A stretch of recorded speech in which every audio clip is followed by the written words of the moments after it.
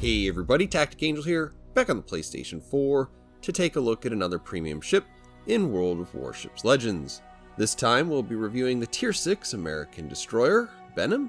For this review, we'll start with some history, move into analysis, discuss commanders a bit, run down the stats, and we'll finish off with a bit of gameplay. If you do want to skip around at all though, I should have set up the chapters with time codes in the description. USS Benham was the lead ship of her class, which would include 10 destroyers. This particular USS Benham was actually the middle of 3 ships named after Vice Admiral Benham, who rose through the ranks due to his meritorious service in the American Civil War, with the first USS Benham being an Alwyn-class 4-stack destroyer that saw service during World War I.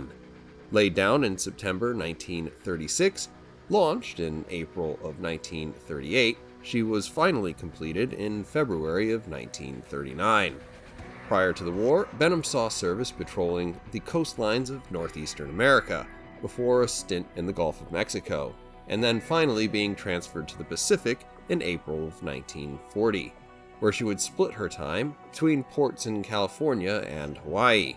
As it would turn out, on the fateful day of December 7th, 1941, Benham was at sea escorting USS Enterprise as she returned to Pearl Harbor after reinforcing the Marine garrison on Wake Island. As part of the Enterprise's task force, Benham would see service in early battles in the Marshall Islands and as an escort during the Hornet and Enterprise's trek across the Pacific to launch the Doolittle raid. She was still with Enterprise at the Battle of Midway, and though Enterprise survived that battle, the USS Yorktown was not so lucky. The Benham was there to help rescue more than 740 survivors from the sinking carrier and another 188 from the Sims-class destroyer Hammond, which had been part of the York's escort and which was sunk by the same Japanese submarine that would ultimately finish off the doomed carrier. Benham remained with the Enterprise until the Battle of the Eastern Solomons, during the early part of the Guadalcanal campaign. During the battle, Enterprise was struck twice by Japanese air raids against her, and she departed for repairs. Benham would stay in theater since the forces there required quite literally every last fighting man and ship to keep what control they had over the islands. She would be transferred to Willis Lee's task force, which at that point was a hodgepodge of ships that had little operational history together, and perhaps little in common other than that they were all American, and that they were all relatively undamaged. On the night of November 14th, the Benham would see her first and last surface action as part of the forward screen of 4 destroyers for 2 American battleships, USS Washington and USS South Dakota. This was the second naval battle of Guadalcanal. The task force intercepted Admiral Nobutake Kondo's squadron headed for Henderson Field in hopes to neutralize the air group there. In the desperate knife fight, the American destroyers threw themselves at the Japanese destroyer and light cruiser screen. 2 of the American destroyers, the Walk and Preston, were shot to pieces. Sometime after midnight, the Benham was struck by a Japanese long-lance torpedo, which blew her bow nearly completely away, and reduced the destroyer speed to a meager 5 knots. And as the ship limped away, a desperate attempt began to save her. But the next day, it was clear that the Benham could not be saved. The crew abandoned ship, and the USS Gwyn, a Gleaves-class destroyer, and the last of Lee's 4 destroyer escorts, sent her to the bottom with her 5-inch guns. But the Japanese force was turned back. In total, Benham earned 5 battle stars for her brief service in World War II. Following her destruction, a new Fletcher-class destroyer would take up the name, becoming the 3rd and, at this point, last ship in the US Navy history to bear the name. The Benham is certainly a unique ship in Legends, even among a crowded field of Tier 6 destroyers. And in some ways, it's kind of a controversial ship because its portrayal in Legends is quite a bit different than its portrayal on PC. If you are in that camp, I don't think that anything I'm going to say here is going to really persuade you otherwise, which I imagine you probably know, but I do appreciate you watching my review anyhow. As for me, when I looked at the ship, there's a lot of visual indicators that tell me that she was built before the Benson, like the 2 open rear mounts, which, by the way, were generally given gun shields or a fully enclosed rear turret by the end of the war. She's also got some telltale anti-aircraft mounts that say pretty clearly that she's an interwar destroyer design, and that may cause some problems for her once aircraft carriers are added to the game, though probably a little less if she's tier 6 rather than tier 7. Now, I won't say that the torpedoes make a lot of sense to me, because I assume they'd be sort of similar to either the torpedoes that came before the Benham, which in this case would be the man torpedoes, or you would assume they'd be the torpedoes available to a ship that was designed after it, in which case they'd be looking more like Benson torpedoes. And yet they resemble neither one. Instead, they have a 7.5 kilometer range. They do very little damage, just 9,200, but it does retain a very fast reload, at least by American standards, and of course it has 16 torpedoes.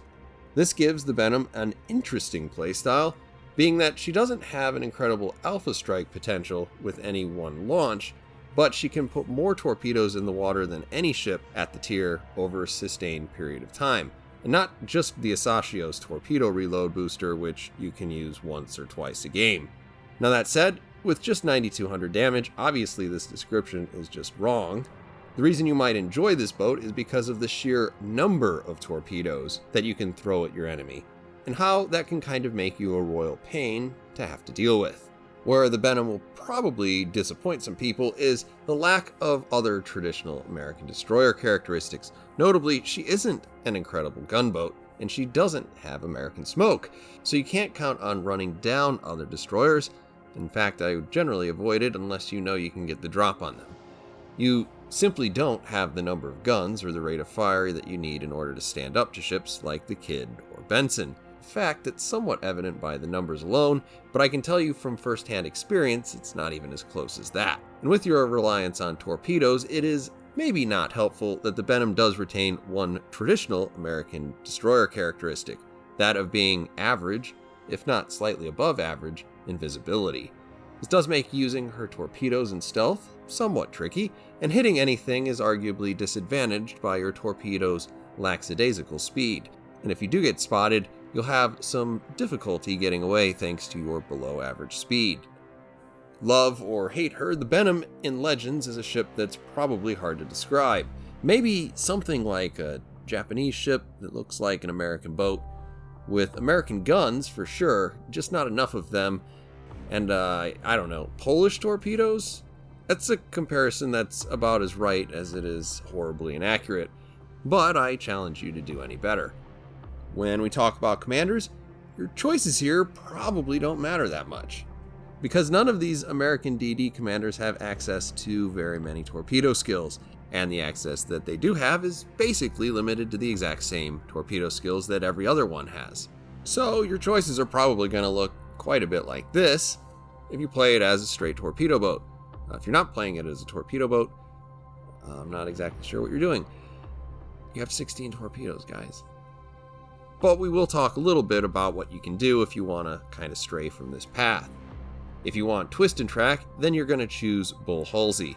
This isn't actually a bad choice at all, though you'd be sacrificing a bit of torpedo reload in order to get it. That little indicator is pretty useful though, and though you probably won't be using it to run down other destroyers as often as you would in other American ships, it works almost as well as an indicator for what direction you might want to run away from, and even can be used to launch some blind torpedoes if you're exceptionally skilled or particularly daring. Probably the easiest way to increase your gun effectiveness is to use Dewey and take Burn It Down. Personally, I wouldn't recommend it though, since you'll be running with the stock 56 knot torpedoes, which will limit their usefulness both in making them easier to dodge and also limiting the headings of ships where your torpedoes will be able to reach in time before your enemy sails out of range.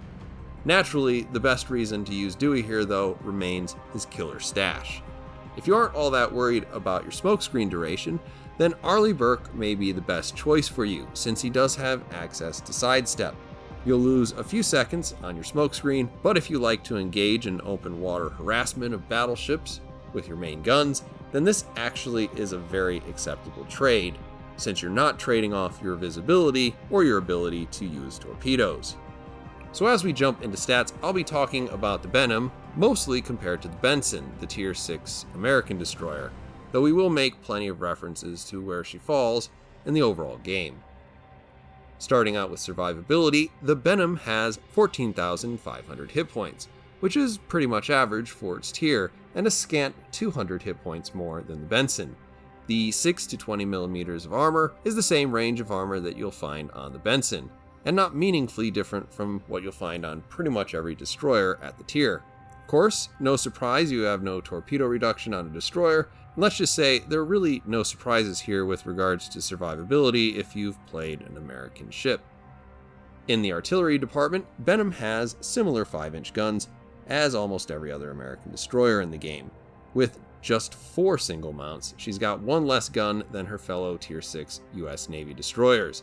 This, combined with a half-second longer reload, means that the Benham isn't going to be able to gun down destroyers like other American ships can. That said, the Kidd and Benson still have the highest DPM at the tier. To be fair, with the Benham, it isn't exactly like she's bad. She's about average, in fact, being about equal with Russian, German, and French destroyers if you ignore the reload booster, but beating out Japanese destroyers by a considerable margin. The only other difference here is with a 6-second 180, while not bad, it is 0.7 seconds slower than the Benson, and the range on the main guns is strangely 200 meters longer with Benham, though I can say that neither one of these stats significantly change how American guns feel in the game. Torpedoes are hard to really compare to any other ship because it has nothing in common with any ship at its tier. It does this because it has 16 torpedoes, which is 6 more than the Benson, but also has the least torpedo damage of any ship at this tier, and it would be about 2,500 less than the least damaging torpedoes even at tier 5. You have a pretty good reload speed at just 85 seconds. Now all of this does have some pros and cons. On the downside, if you hit something like an Alabama, you're going to do a fairly pathetic 4,600 damage. But on the bright side, if you can get both sides in play, there's really no destroyer in the matchmaking range that can put more fish out there than the Benham. And if you hit with your other set of torpedoes, then you stand a fairly good chance of scoring some permanent flooding. Now this is a spoiler alert for about 30 seconds from now, your concealment isn't great, and the 7.5 kilometer range is going to make doing this a little tricky. Give the Benham a fairly high skill ceiling. Your torpedo speed is really slow, and that's nothing new to US destroyer players. You can at least take some solace knowing that your 56 knot torpedoes are a whopping 1 knot faster than the Bensons. When we move to maneuverability, the Benham is not that fast. At 36.5 knots, she's about 1.5 knots faster than the slowest destroyer at the tier, but also 1.5 knots slower than the average destroyer.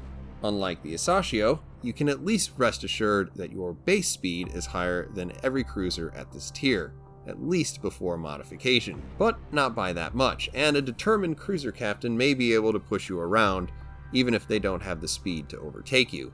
This compares unfavorably with the relatively average speed of the Benson at 38 knots. Though you do have 10 meters on the Benson's turning circle, you lose 0.7 of a second on its rudder shift. Once again, both of these stats don't make a very perceptible difference in the overall feel of the ship. When jumping into concealment, these numbers are basically the same as on the Benson, with the exception of firing from smoke, which is an inexplicable 100 meters further than you'll find on the American Tech Tree ship.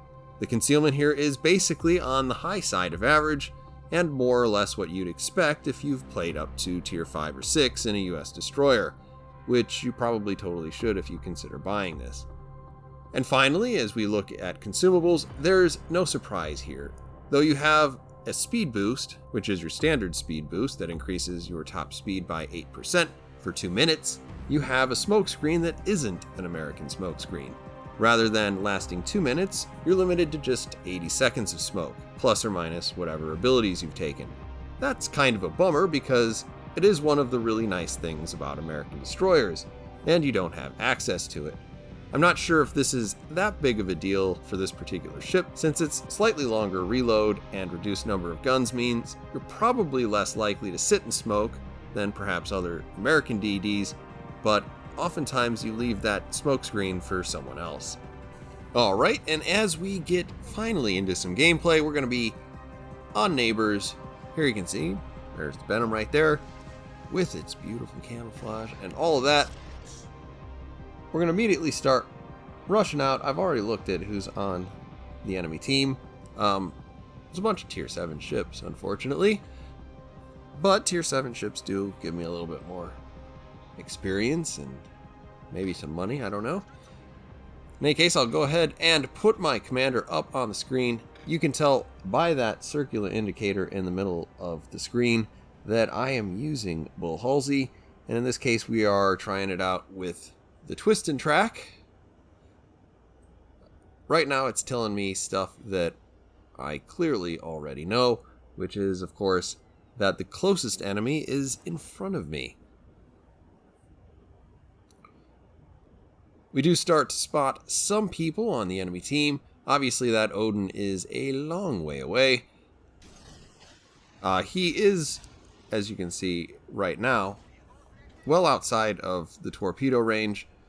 I am putting those out there anyway. Maybe that is a little bit of habit, and maybe it's that I think that there's probably a destroyer here, and maybe we'll get lucky enough to accidentally hit it. That does happen sometimes. We are right about the destroyer existing. Obviously, he is not in our path, unfortunately. And we do manage to score a hit or two before he manages to go dark. Now I'm lit up, which is not fantastic. And this is basically just wasted HP at this point. We can kind of see where he's at in the middle of that cloud. And looking back at this, part of the problem I'm going to run into with fighting that particular destroyer is he has sonar. And he's probably actually going to get out of the smoke screen anyway, because it's going to disappear by the time that those torpedoes get there.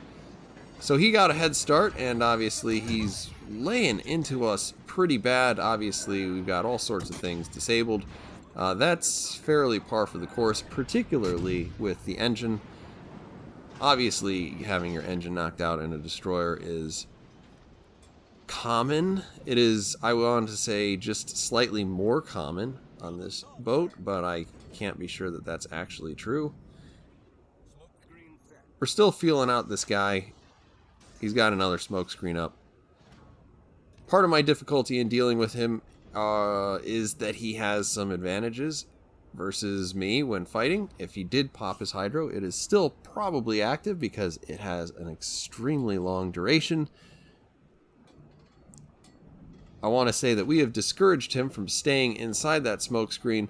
Unfortunately, I'm not getting a lot of fire support, which isn't helping. But part of the reason why I'm having some trouble dealing with him is also because of what kind of ship I am. Though I am an American destroyer, I can't just gun that guy down like he's nothing. And I really, really want to. In any case, we're doing some creative driving again because we're not going to give up on this middle cap.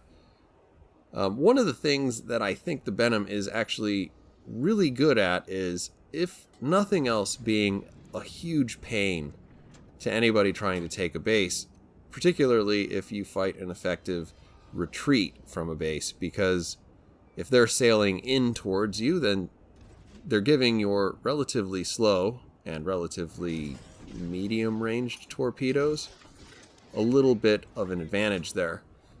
And as you see, as we launch our port side torpedoes, we've already got torpedoes reloading on the starboard side. This is actually made a little bit better if you do take the torpedo reload ability, which obviously we've sacked in order to get twist and track. Don't ask me how that hit the Jervis, but we do manage to land a couple of extra shots on him. Our torpedoes, which weren't necessarily meant for Prinz Eugen, find the mark, and we do get a flooding on him. Now we're going to run away, because we've done all we can possibly do. We're putting those torpedoes way out in front of that line, because we expect that Prinz Eugen will continue to turn out a little bit, and he will continue to pick up speed. Thankfully, we've managed to lose our spot. And I will mention, when I was shooting over my shoulder there, just the phenomenal sort of torpedo angles that you can get on this ship. Very helpful, particularly when you are so thoroughly invested in shooting torpedoes in this boat. And running away. Now, obviously, we do manage to finish off Prince Eugen. That's my ship. You can't have it. So, but, in any case, I will put out my standard disclaimer. I'm using preset 2, and on preset 1 and 2, you can follow in torpedoes. It is an excellent way to hit an island while you're not paying attention to what you're doing. In any case, we have managed to finish off the cruiser. Unfortunately, we have lost the cap, in part because there are too many ships for me to deal with by myself. I do have a destroyer behind me, but I've watched this replay once before, and I'm not 100% sure what he's been doing up until this point. Now, we have screwed up because we're too close, and the Odin can now see us. What I'm about to do is semi-intentional, but semi-unintentional. I did want to tuck behind this island, and therefore hit it. Unfortunately, I was kind of hoping that it would cover up a little bit more of my ship. Because as I back up here, I'm going to swing my tail all the way around so that I can get my torpedoes on the other side into play. For better or worse, it doesn't look like the Odin had used its hydro, and unfortunately it manages to locate me because of that.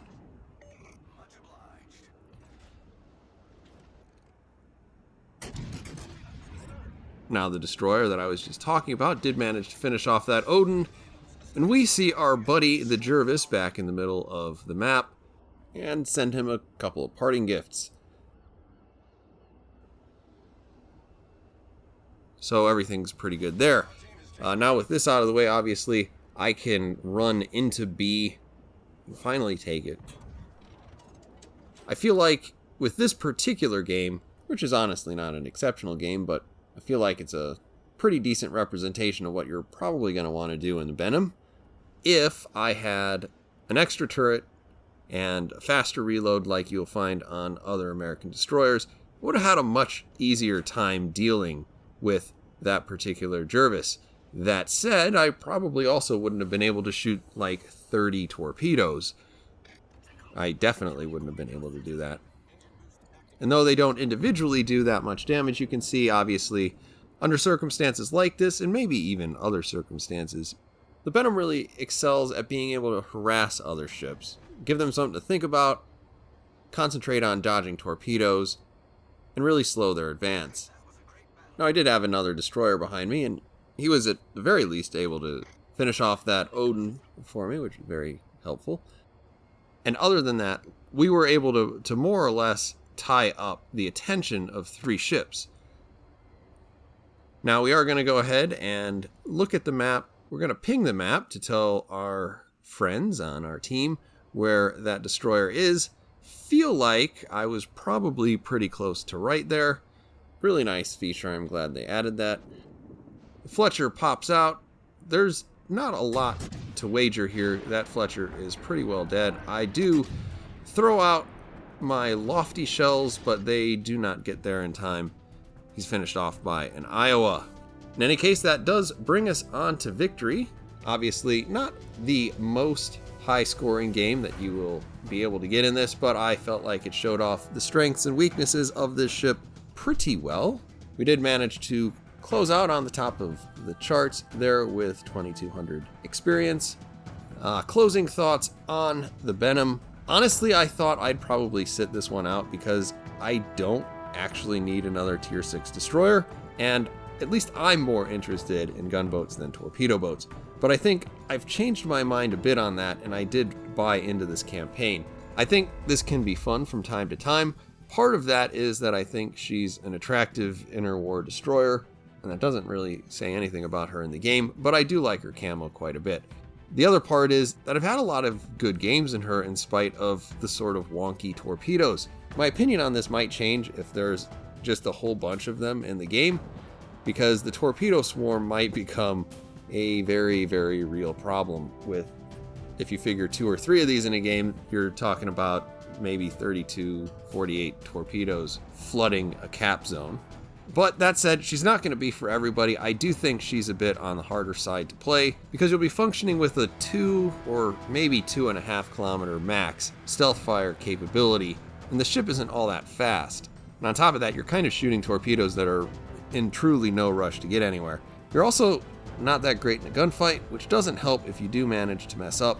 I guess there's always suicide runs, but other than being able to perform a Death Blossom, there's really nothing outstanding about the ship in that regard either. In any case, those are my thoughts on the Benham. I hope you guys have enjoyed this video, and I will see you on the next one.